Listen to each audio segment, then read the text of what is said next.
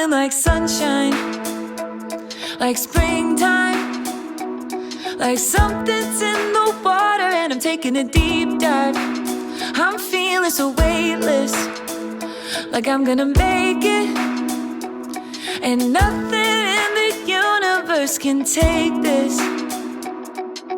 I can see it clearly now, nothing gonna bring me down. I got my head held high, I'm on my way, and I'm following the signs to my happy place.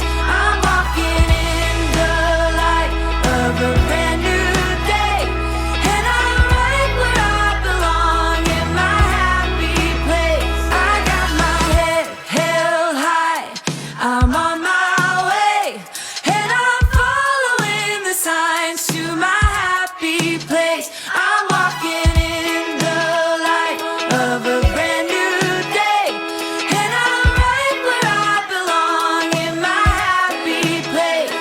And I'm right where I belong in my happy place. And I'm right where I belong in my happy place. Hi, hello, and welcome to the National University of Singapore Yongloo Lin School of Medicine's Healthy Longevity webinar. Thanks for joining us. And we have one of Singapore's own, Oliver Dreesen, with us tonight. He'll be giving a talk on lamins and premature aging a little bit later. I'd like to remind you also to use the Q&A function during his talk, because I'm sure you'll have some interesting questions to ask. Before that, though, we have Nandi Xiao, a final year project undergraduate student here at the National University of Singapore Center for Healthy Longevity. They will be presenting on their project, Lipid Droplets and Peroxisomes are co-regulated to drive lifespan extension in response to monounsaturated fatty acids. Thank you for the kind introduction. As mentioned, my name is Nandi. I'm an undergraduate student at the lab. Today, I'll be sharing an interesting paper I read on the Journal of Nature Cell Biology by Katharina Papsdorf et al. It seeks to understand how healthier fats can benefit longevity. Specifically, researchers elucidated that lipid droplets and peroxisomes are co-regulated to drive lifespan extension in response to monounsaturated fatty acids. Fat is commonly found in various sources of food. While the amount of fat intake matters, the type of fat consumed is also important in maintaining good health of people. In fact, researchers have proposed a link between the building block of fat, also known as fatty acids, and longevity. In this image, we can see foods recommended in one of the healthiest diets in the world, the Mediterranean diet. Many foods included in this diet are high in monounsaturated fatty acids, also known as MUFA, which is a type of healthy fatty acid. Common food items containing high MUFA include olive oil, avocados, and nuts. MUFAs are widely understood to be beneficial for the human cardiovascular health, and oleic acid is a typical MUFA with its molecular structure shown on the right. In this paper, the central question that piques the interest of the researchers is, can healthy monounsaturated fatty acids improve longevity? To address this question, two key questions have to be answered. Firstly, which monounsaturated fatty acids could extend lifespan in the experimental animal model? Secondly, how can monounsaturated fatty acids affect the aging process? To answer these questions, roundworms were used as an animal model to study the anti-aging effect of monounsaturated fatty acids and to look at changes in gene expression, behaviors, and lifespan. In the diagram on the left, we can see two types of monounsaturated fatty acids. Cis-MUFA, such as oleic acid, has carbon chains located on the same side of the double bond. Trans-MUFA, such as lactic acid, has its carbon chains on the opposite side of the double bond. In the diagram on the right, we see the survival rates of roundworms under different conditions. The orange line represents roundworms fed with oleic acid. This showed that oleic acid significantly increased the lifespan of round bones by up to 35%. Oleic acid and ellagic acid have exactly the same chemical formula, but different structures. Yet, they demonstrated vastly different effects in lifespan extension. So how does cis monounsaturated fatty acid affect the lifespan of round bones? The concomitant increase and activation for both lipid droplets and peroxisomes are critical for the full beneficial effects of MUFA on lifespan. Peroxisomes are organelles that function as part of the antioxidant system and act as a shield against oxidative stress.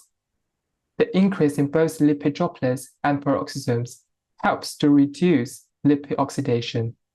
As lipids predominantly make up the cell membrane structure, this leads to better maintenance of cell membrane integrity.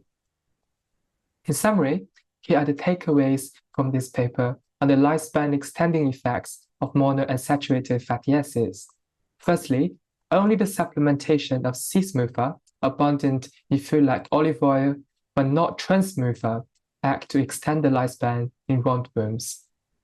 Secondly, cis MUFA prolongs lifespan mainly by increasing the number and function of intestinal lipid droplets and peroxisome, which protect against age-related oxidation and membrane damages.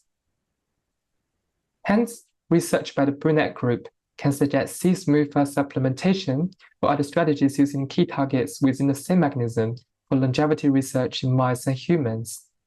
Other strategies could potentially include gene editing and novel drug development. If you're interested in the study on monounsaturated fatty acids, do check out the paper for more details. Thank you. Thank you, Nendi. So I'm going to get on to introducing our main speaker. Oliver Dreesen was born and raised in Switzerland, but we won't hold that against him. After working as a research technician in the Pasteur Institute in Paris and UCSD, Oliver conducted his PhD studies at the Rockefeller University in New York City. Then in 2009, he made the ill-fated decision to move to Singapore and A-Star, where he became a project leader in 2013, a principal investigator in 2016, and a senior PI in 2022. He's been fascinated by how perturbations and mutations in the nuclear lamina disrupt cellular function and cause premature cellular senescence. But that's not the important part of Oliver's introduction. I think the more important part is what he does outside of the lab, which is running marathons in all corners of the world. So I just want to list these. Mount Fuji, Mont Blanc Marathon in Chamonix in France, and the Zermatt Ultra Marathon in Switzerland. So you say all corners of the world, but most of these places are at elevation. And I tried to run 10K in Park City, Utah at about 3,000 meters and almost died last week. So how do you run marathons at high elevation? You don't really run anymore. When it goes above a certain altitude, you walk. I mean, it's very difficult. Yeah, but thanks. All right, so let's get started. Thank you very much for the very nice introduction and, of course, for hosting me for this webinar. It's really a great pleasure to be here. So the focus of my laboratory is aging, and we're particularly interested in mechanisms that can drive the aging process and ultimately how aging actually changes the function of our cells. Today, I will talk a little bit about the work that we've been doing on finding new biomarkers to actually identify and quantify senescent cells within our tissues, but also the main story will be about Hutchins-Gilford progeria and accelerated aging syndrome. Now, as I just introduced Hutchins-Gilford progeria, this is a patient with progeria, Sam Burns, who unfortunately passed away a few years ago. So the patients are usually normal when they're born, but after about 2 years, they start to show signs of aging.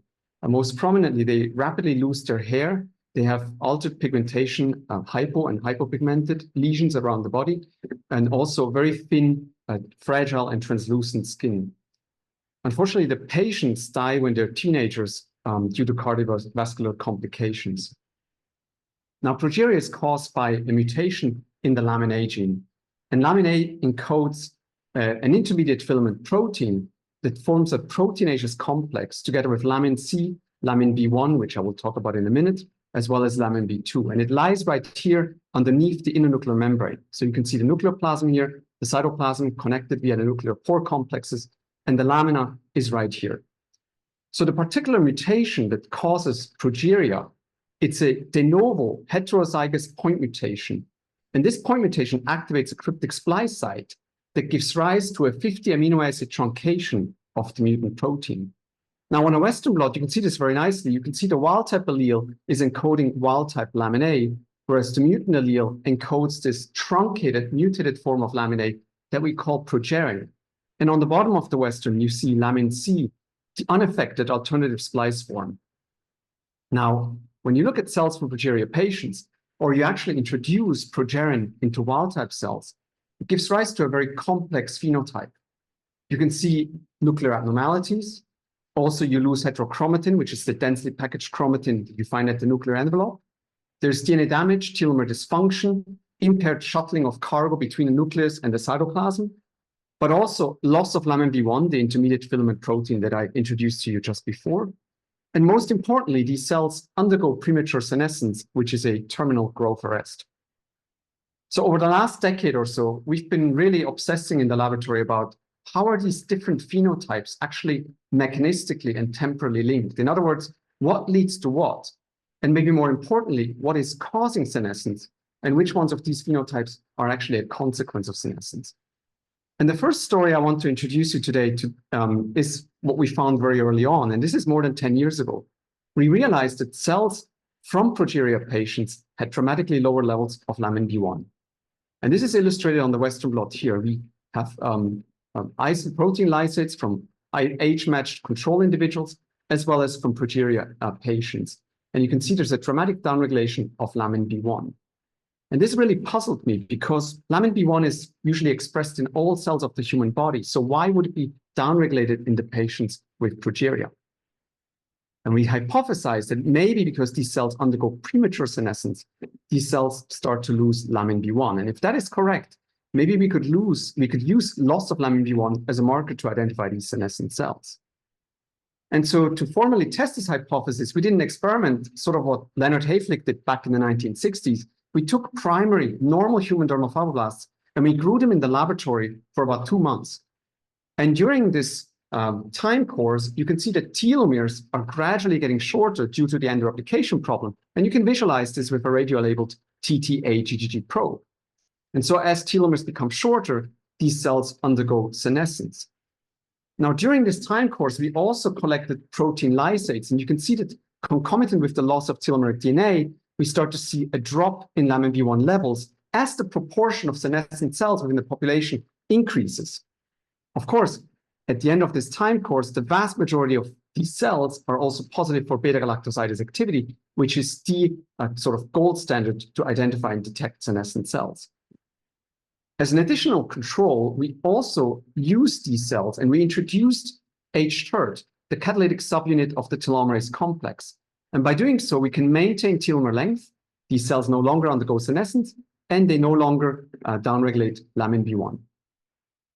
Now, over the last 10 years, we've characterized this downregulation of lamin B1 in senescent cells in fairly great detail. We've shown that when vascular smooth muscle cells, melanocytes, keratinocytes, or fibroblasts undergo replicative senescence, they downregulate lamin B1.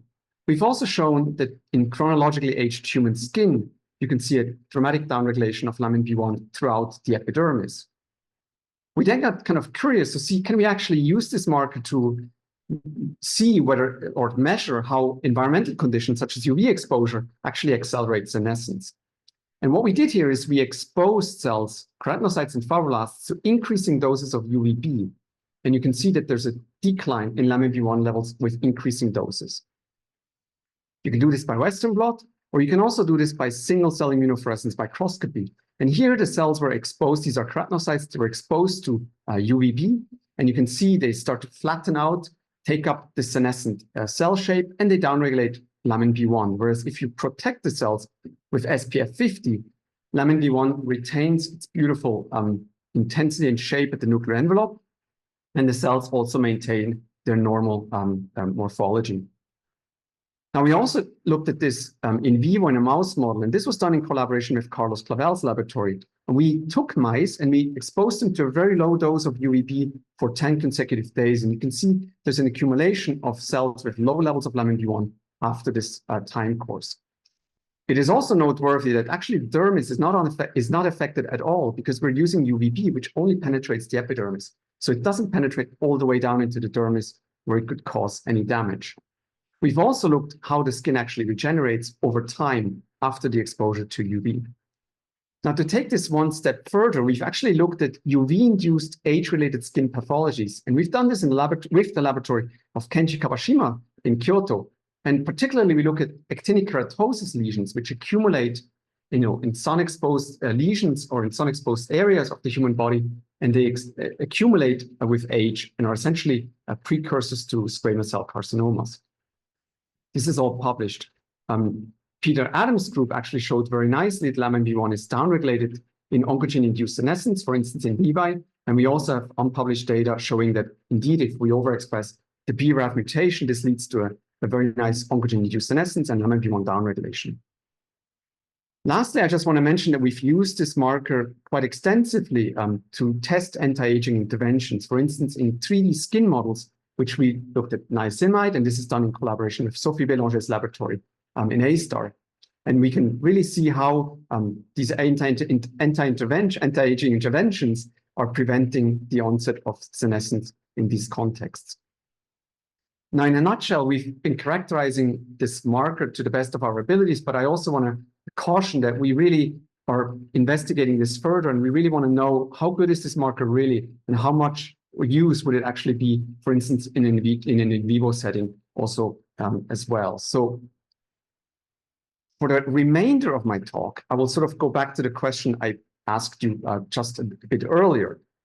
So progeria cells have all these different phenotypes, and I want to spend the rest of my time basically delineating which phenotype is happening before which one. And so to do this, we used a doxycycline-inducible expression system. So this allows us to really express either the mutant form of lamina A progerin or wild-type lamina A in primary human fibroblasts, or in the same cells that were immortalized with H3, the catalytic subunit of the telomerase complex. And so by turning on progerin expression, we can really follow the sequence of events that occurs after progerin is expressed. And in these very early experiments, we showed that there is accumulation of DNA damage in a subset of these cells, and these cells then prematurely undergo senescence. When we do the same thing in telomerase positive cells, we can culture these cells for extended periods of times, and they're essentially normal. Now, more recently, we took this a little bit further, and we really asked the question, how does progerin expression perturb cell physiology across the cell cycle? And this was all published about 4 years ago, and it's a lot of data, but I tried to summarize it in this very simple schematic.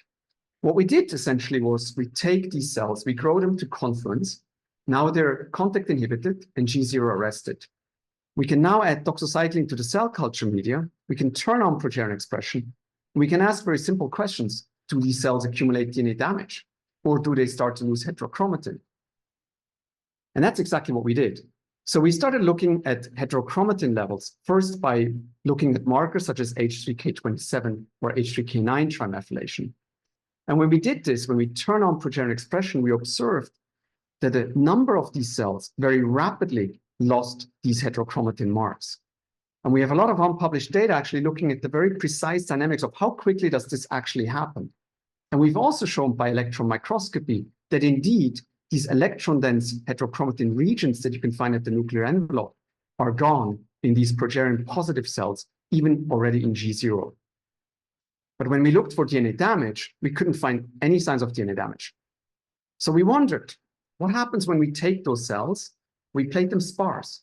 So now they're no longer contact inhibited, and they can cycle through the cell cycle. And so what we observed was that during late stages of DNA replication, a subset of these cells start to accumulate DNA damage. And the cells that accumulated DNA damage undergo premature senescence. And we've tested this by really visualizing the DNA damage in living cells. Moreover, we've shown that cells that have lost the heterochromatin are much more prone to accumulate the DNA damage during late stages of DNA replication. Again, we showed that if we introduce H-TERT, the catalytic subunit of telomerase, we can prevent or repair this type of DNA damage, and the cells no longer undergo senescence, and they happily continue to cycle through the cell cycle. To further determine whether the DNA damage is really at the telomeres, we collaborated with the laboratory of Fabrizio Dada di Pagagna at IFOM in Milano. And he developed this beautiful method where he can block the DNA damage response at specific loci within the genome using antisense oligonucleotides. And by using these ASOs specifically against the telomeres or the DNA damage response at the telomeres, again, in vitro as well as in a mouse model, in vivo, these cells continue to cycle and bypass senescence. Now, in a nutshell, what I've been telling you is that progerin can cause heterochromatin loss already in G0 arrested cells. In contrast, the DNA damage occurs exclusively during late stages of DNA replication and preferentially in cells with low levels of heterochromatin. And lastly, I just told you that we think this DNA damage is specific to telomeres as expression of telomerase prevents it, or blocking the DNA damage response specifically at the telomeres can also prevent this. Now, we think this sort of provides evidence that there's a mechanistic, potentially physical link between a nuclear lamina, chromatin structure, and telomeres. And this is perturbed when you have these mutations or perturbations at the nuclear envelope. And once you have these mutations, it kind of unleashes this chain of events that ultimately culminates in premature cellular senescence. Now, this doxycycline-induced full expression system also allowed us to ask a very simple question. Well, what happens if we remove the mutant protein from these cells? And so I want to summarize again a lot of data that we published a few years ago. But this is again in this schematic. We took G0 arrested cells. We turn on progerin expression, as I mentioned to you before. A lot of these cells lose heterochromatin. But now we remove the doxycycline. And we ask the question, well, how long does it take for progerin to be cleared from these cells?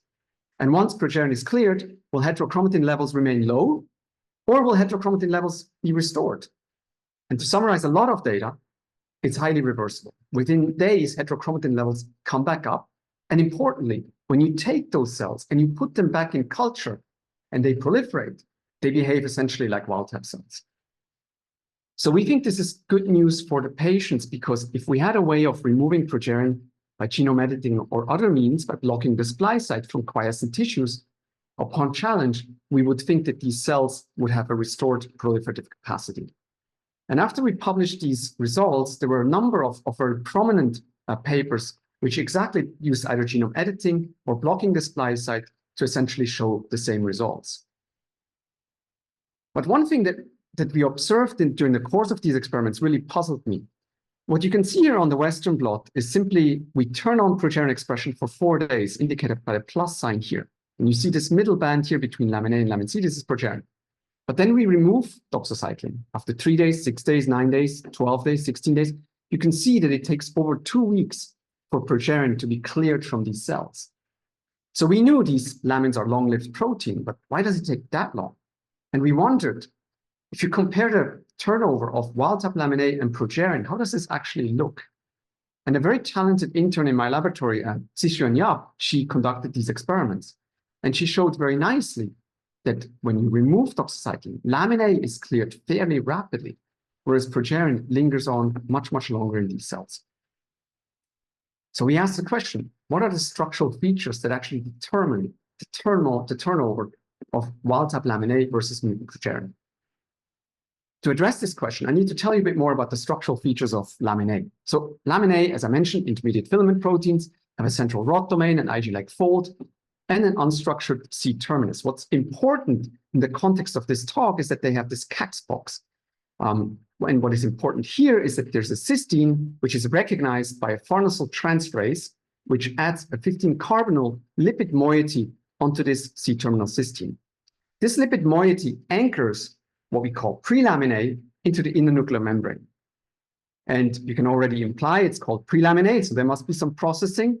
And indeed, at position 647, there is a cleavage site that is recognized by metalloprotease called SEMSA24, which cuts here and releases what we call mature lamin A into the nuclear envelope. Now, what happens in progeria?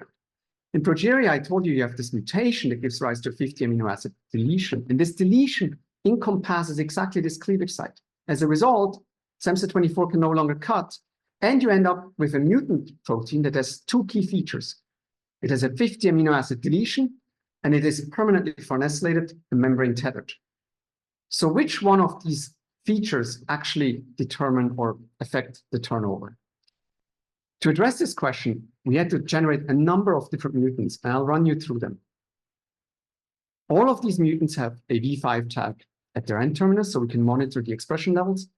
And on the top here, we see wild-type lamin.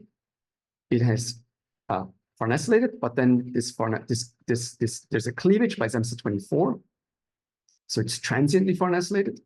Progerin has this 50 amino acid deletion, and it's permanently farnesylated. And we also generated a mutant, the L647R, where we changed the leucine to an arginine.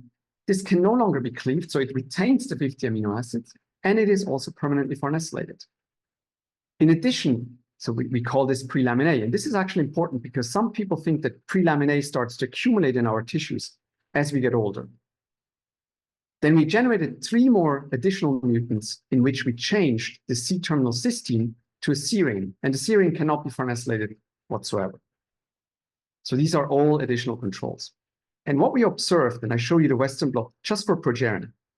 Again, we do this DOX removal experiment, and you can see progerin takes about more than 2 weeks to be cleared from these cells.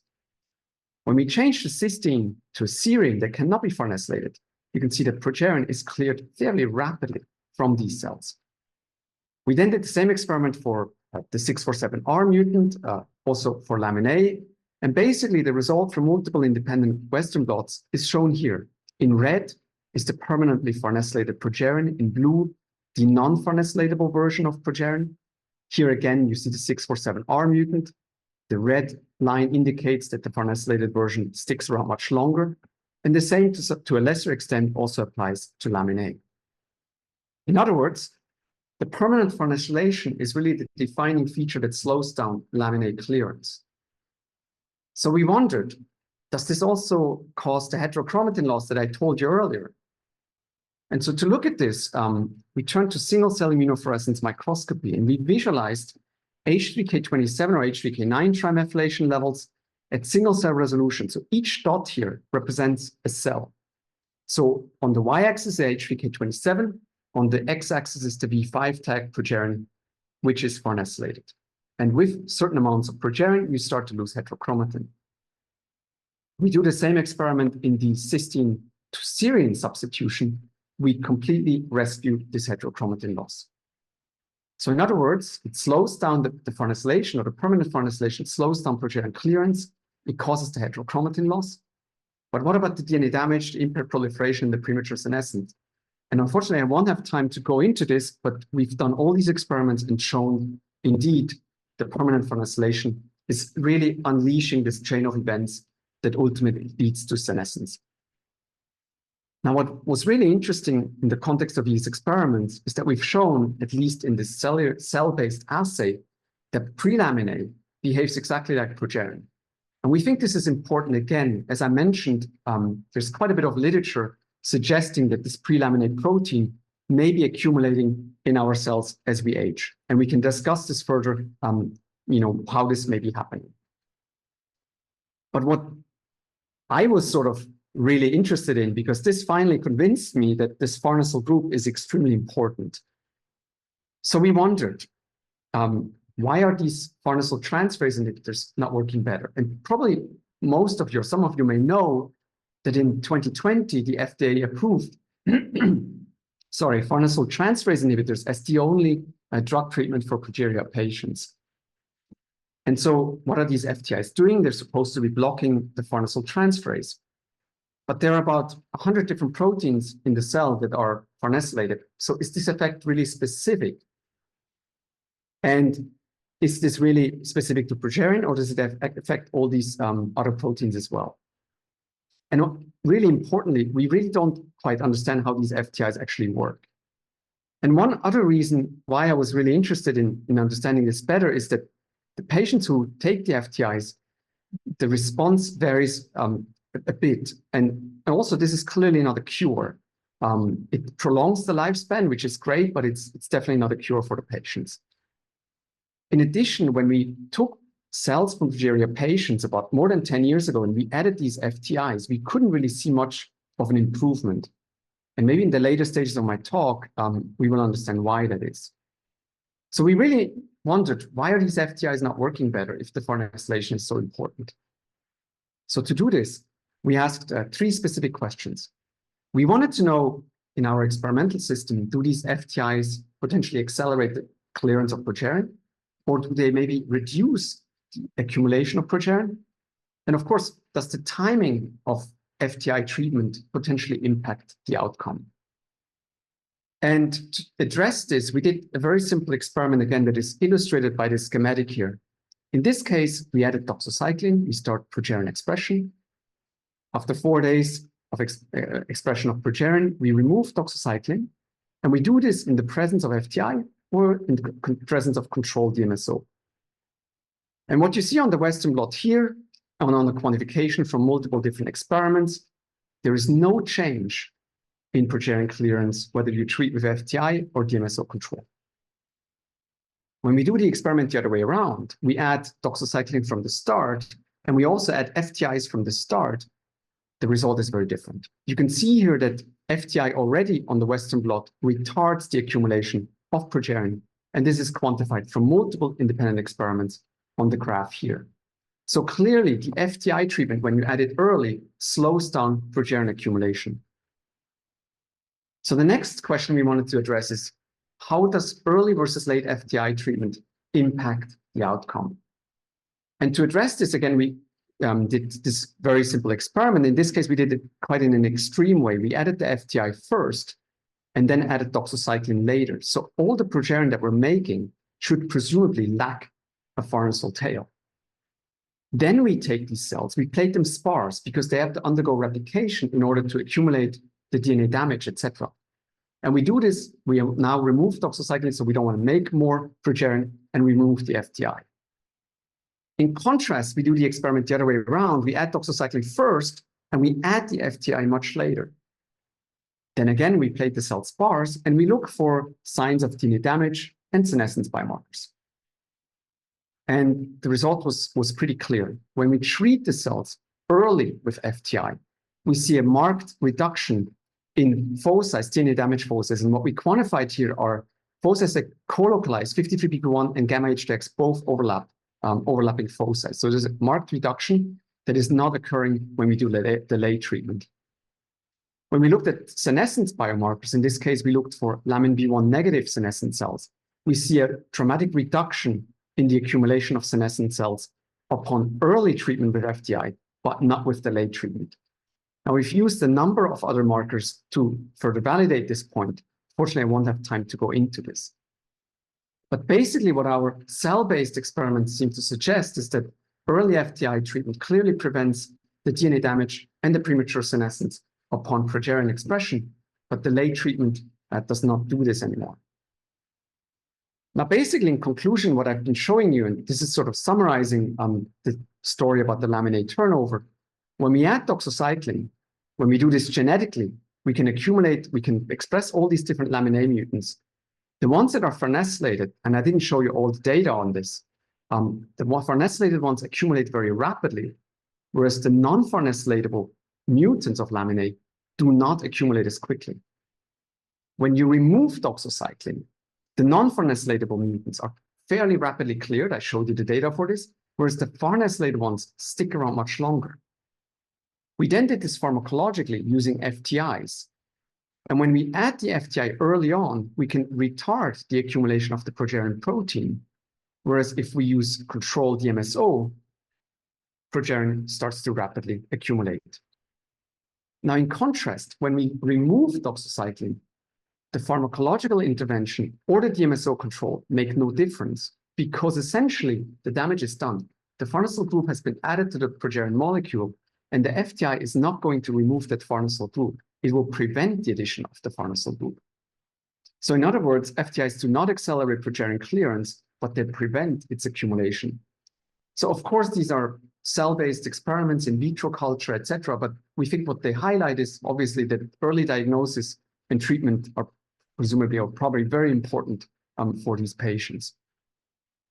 In the earlier part of my talk, I introduced you to this experimental system, which allows us to really delineate the chain of events that occur upon expression of this mutant protein. And I think you can use this kind of experimental system for any other dominant negative allele or mutant protein. You can turn it on, and you can really follow how this affects cell physiology across the cell cycle.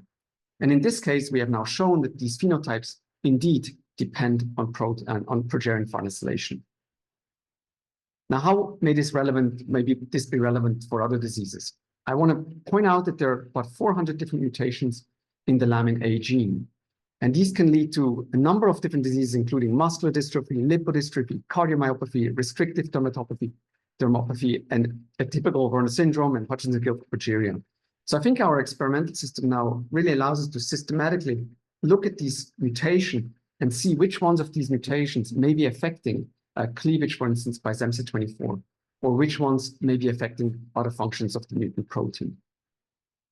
And in this context, one thing I haven't gone into at all, our cell-based assay just looks essentially, DNA damage, proliferation, and senescence. And what we're really trying to do now is to see how these lamin A mutations are actually impacted biophysical properties of the nucleus and the cell.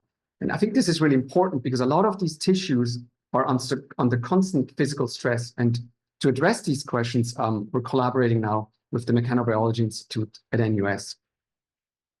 Lastly, I mentioned to you, we've been characterizing this lamin B1 degradation as it occurs in senescent cells. Young cells express robust levels of lamin B1, and as they undergo repetitive senescence, or if you treat them with, or insult them with environmental conditions such as UV, they downregulate lamin B1, they undergo premature senescence. And we're still in the process of trying to characterize this marker in greater detail to really see how good is it and how useful is it really to the community. So with this, I would like to thank Nothing Happens Without My team, my fantastic group, Mathis Fu, Pei-Fen Ong, Alex Czarnowski, and Audrey Wang, who are the people whose story I was telling you today. There are a number of other members, collaborations with Brian Berg, Fabrizio, Colin, Peter, Dennis, Sophie, and Carlos Clavel, and also the more clinical work that we've done in collaboration with Kenji Kawashima's laboratory. And over the years, we've received a lot of support from either funding agencies, A-Star, but also a number of consumer care companies that are really interested in, obviously, this senescence space in the skin. And with this, I thank you for your attention. Please visit us if you ever come to Singapore, and if you have any questions, you can also drop me an email. Thanks very much.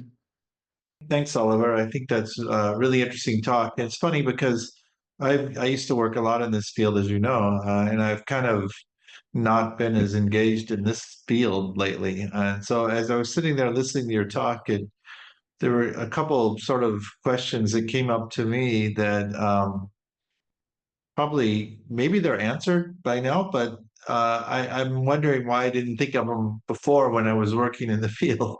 One of them is related to this farnesylation. So, everybody says, you stick a hydrophobic group on the end of the protein and it helps it attach to the nuclear membrane, which is hydrophobic space. But it can't be that simple. What do we really know the mechanism of how this is happening? Well, maybe like membrane-bound proteins that are important for this process, and we should be looking more carefully at what's helping this farnesyl group keep lamins associated with the membrane. So I think one is a very interesting point. For one thing, I don't think we know whether all of the farnesylated protein is actually tethered to the internuclear membrane. That's one thing. The other thing we do know is that the tethering seems to be important for SEMC24 to actually cleave the protein. So if you prevent the tethering from happening, SEMC24 will also not cleave. So there must be something about the folding of the intermediate filament that exposes the cleavage site, and it gets cleaved. I get a lot of questions, people asking me, why is lamin A farnesylated in the first place when it gets subsequently cleaved? Because also, if you express the non-farnesylatable mutants, they also integrate into the nuclear envelope. So farnesylation per se is not essential for the localization of the protein. Yeah.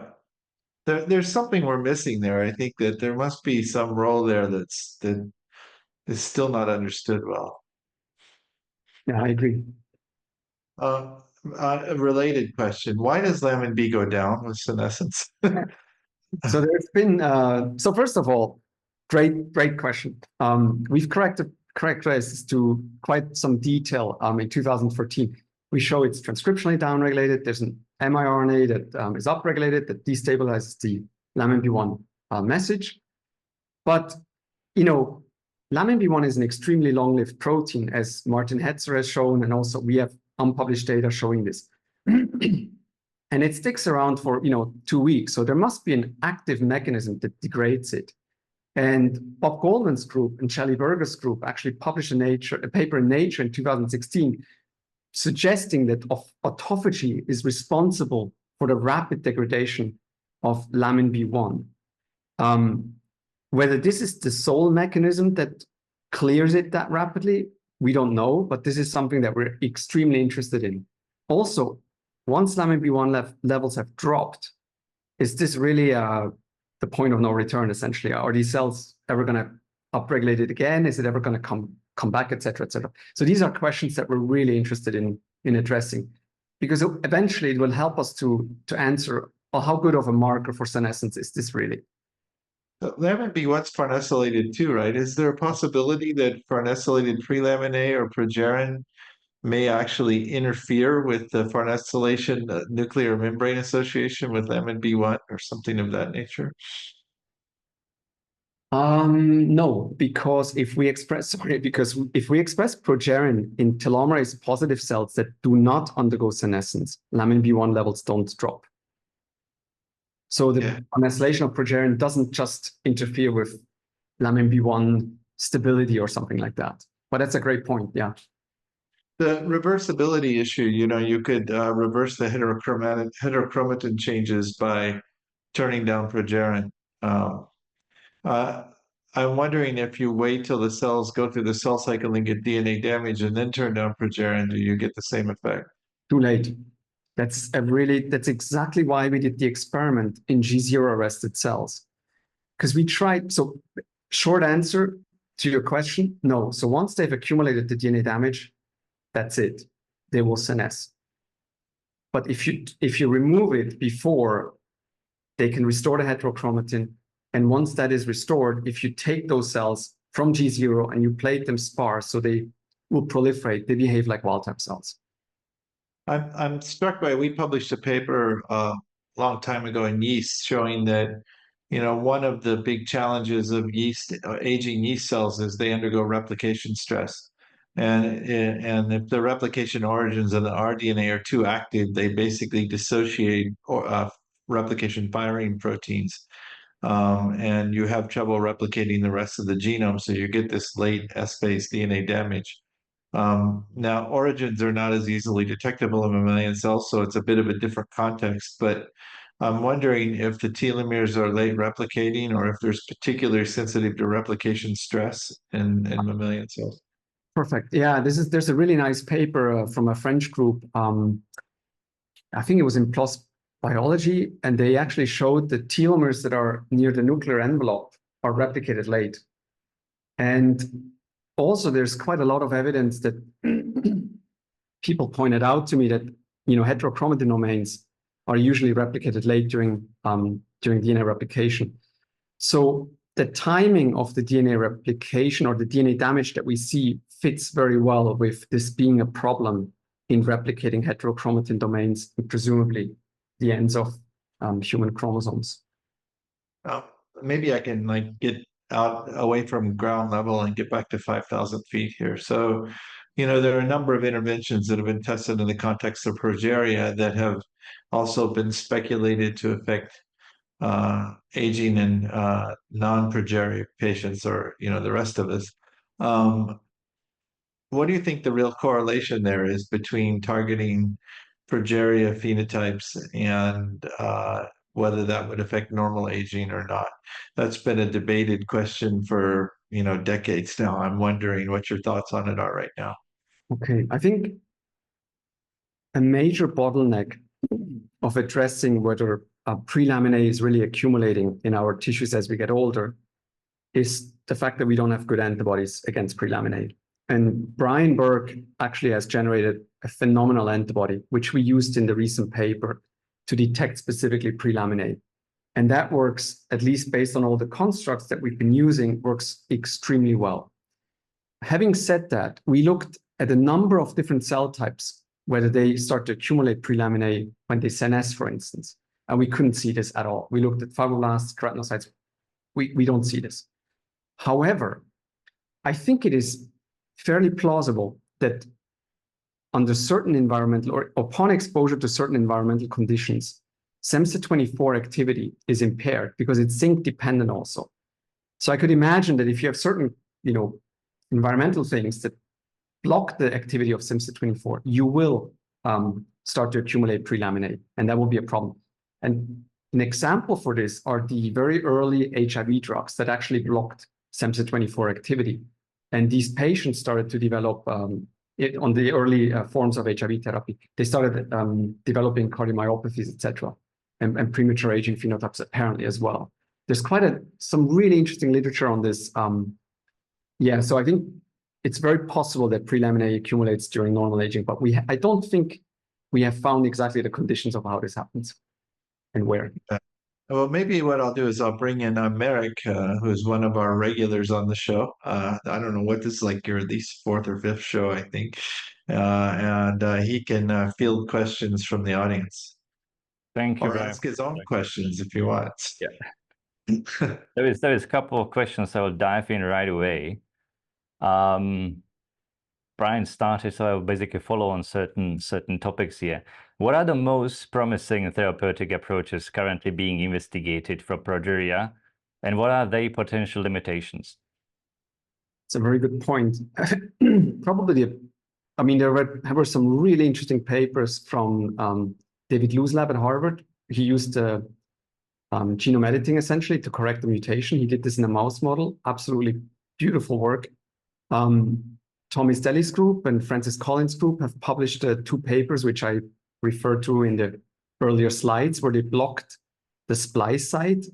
So instead of having this 150 nucleotide spliced out, you bypass the splicing process, and so you actually make full-length laminate. I think these are probably, aside from FTI, etc., are probably the most promising approaches to actually block the formation of the mutant protein.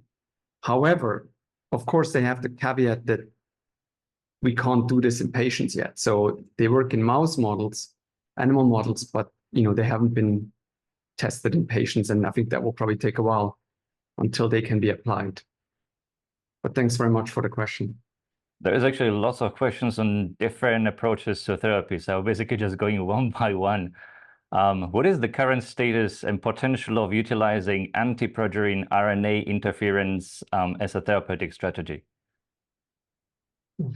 Progerin-specific shRNA? Yeah. I don't know. I haven't looked at, I don't know. I wouldn't know. It would be you would have to make it's interesting. You would have to make an shRNA that really targets where the mutant form is sort of, and then even if you get rid of the, the mutant protein, you're going to be heterozygous. So is that going to have some effects? I don't know. So it's interesting question. Don't know the answer. We're in a CRISPR world now, and gene therapy is working too. I'm wondering when gene therapy approaches are going to be tried in this context. Exactly. And I think David Liu's work has sort of really pioneered the use of this, correcting the mutation. I think that's a really, really interesting approach. So I think this is a follow-up on the same topic. Given recent advancements in CRISPR-Cas9, how promising is the use for correcting the mutant LMNA gene in progeria patients? Well, it really depends on how quickly this technology can be applied to humans. I think that's it. Maybe this is a limitation that is not specific to the progeria field. I think this is a limitation that is specific to using gene editing tools in humans. Yeah, and one thing is, with a number of the diseases that have been looked at so far, they typically hit one tissue or organ, which makes it a little bit easier to target with CRISPR. You know, progerin has an effect in a wide range of tissues, and so it's going to take an effective targeting approach to deliver the CRISPR to the right places and edit enough different cell types to get a phenotype. But I think it is very promising. It may not be the easiest disease to go after right now. As 100% of progeria patients die of cardiovascular disease, is the cardiovascular system more sensible to progerin and or aging in general? Is the accumulation of progerin cells in the cardiovascular cells higher than in other cell types? It's a really good question. So many years ago, when I was a postdoc in Alan Coleman's laboratory, we generated iPSC from progeria patient cells and then generated different lineages. And one interesting finding that came out of that study was that vascular smooth muscle cells indeed have quite high levels of progerin. So that's one thing. Of course, other tissues such as the brain or the hematopoietic system express very low levels of lamina, so very low levels of progerin, so they're not affected. The other point I want to make is that, yes, the cardiovascular system is exposed constantly to physical stress. And I think that's what I mentioned in one of my last slides. What we are not addressing at this point is really what is the impact of these different mutations on the biophysical properties of these cells. And I'm sure that these lamina mutations, maybe even this 50 amino acid deletion, may contribute to the ability of the nucleus to respond to these physical stresses that the cardiovascular system is constantly exposed to. So yes, I think because it's exposed to this physical attention or stress, I think that's probably one of the reasons why it's the most susceptible tissue. It's a very good point. Yeah, thanks. Would you say there are differences between the cardiovascular cell types? Like, let's say, cardiomyocytes, endothelial cells, smooth muscle cells, in the way how they accumulate progerin? Very good point. So I know that there are a number of groups, including Vincente Andres, that have made mouse models which express progerin exclusively, either in vascular smooth muscle cells and I think even cardiomyocytes. And they very nicely recapitulate the whole phenotype on basically causing the disease. But I would have to look up those papers again. But there's some really interesting mouse models, I think even pig, that have expressed progerin specifically in certain subtypes of the vasculature. I mean, you've alluded to this already, but one of the great mysteries here with this gene is that there's so many different diseases that you can get from point mutations, some loss of function, some gain of function. You can get cardiomyopathy without the progeria phenotypes. You can get muscular dystrophy with or without the cardiomyopathy phenotypes. And you can get lipodystrophy and other things completely separately or semi-separately. What's the thinking on this currently? I mean, it's still I think a complicated problem to try to solve.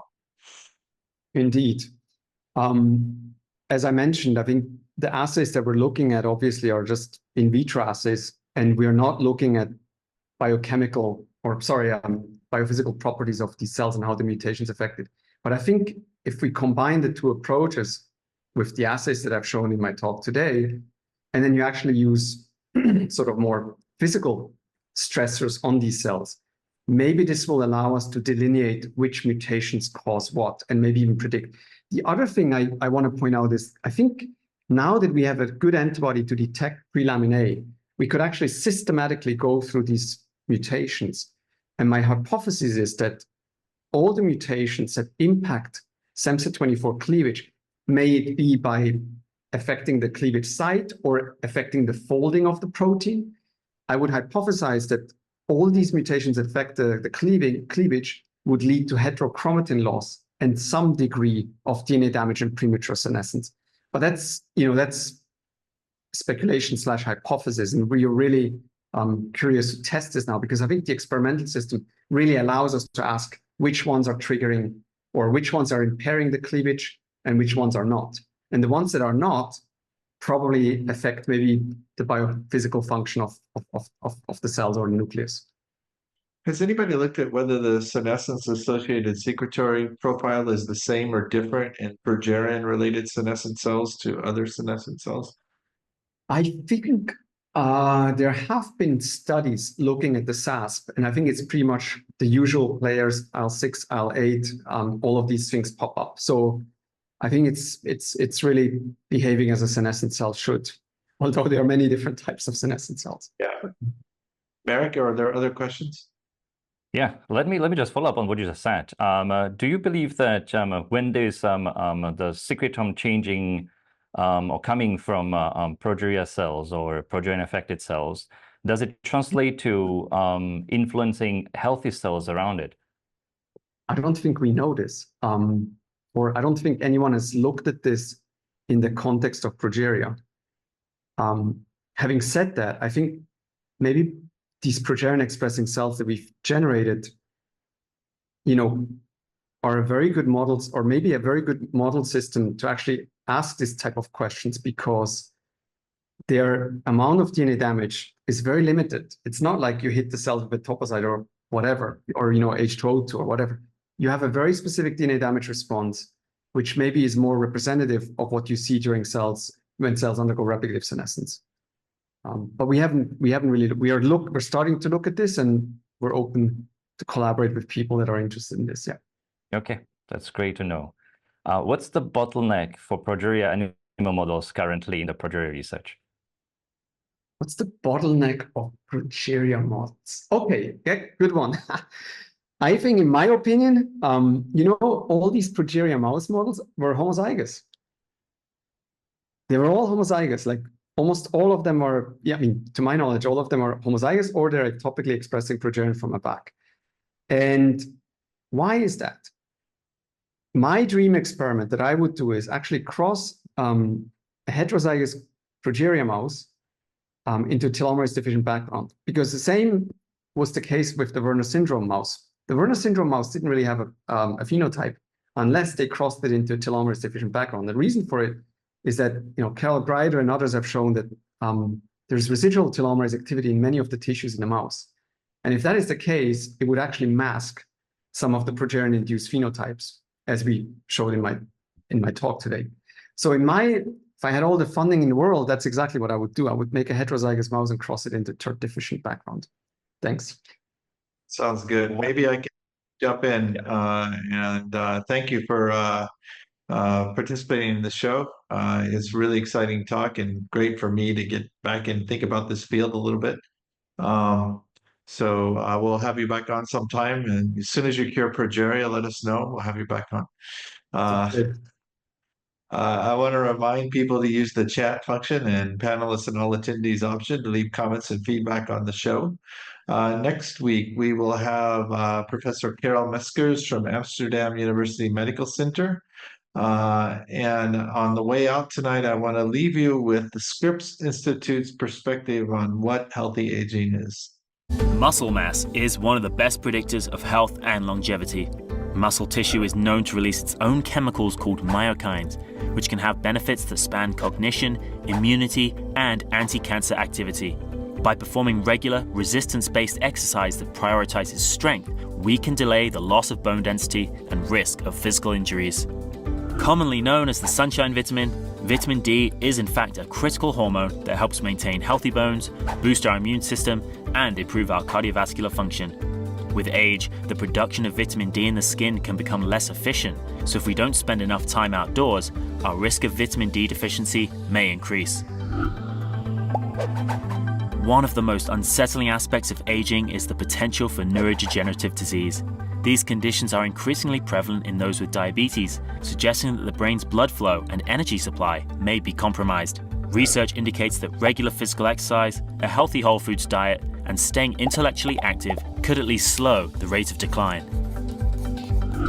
As we get older, major arteries can become thicker and less flexible, leading to increased blood pressure and undue strain on the heart. A regular mindfulness practice, such as yoga or meditation, has been shown to stem the release of stress hormones like cortisol and adrenaline. By freeing us from this fight or flight state, this habit can improve blood flow and reduce the risk of heart attack and stroke. as social animals, maintaining a strong sense of community and close personal relationships into old age are underestimated contributors to longevity. While social isolation in seniors can result in significant physical and mental decline, research suggests that close loved ones offer important emotional support and behavioral modifications that can overcome periods of high stress. My metabolism is slowing down.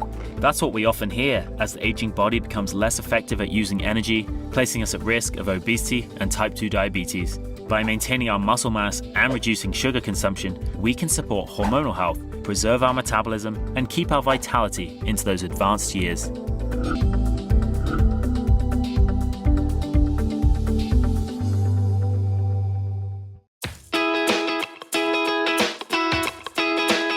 I'm feeling like sunshine, like springtime, like something's in the water and I'm taking a deep dive.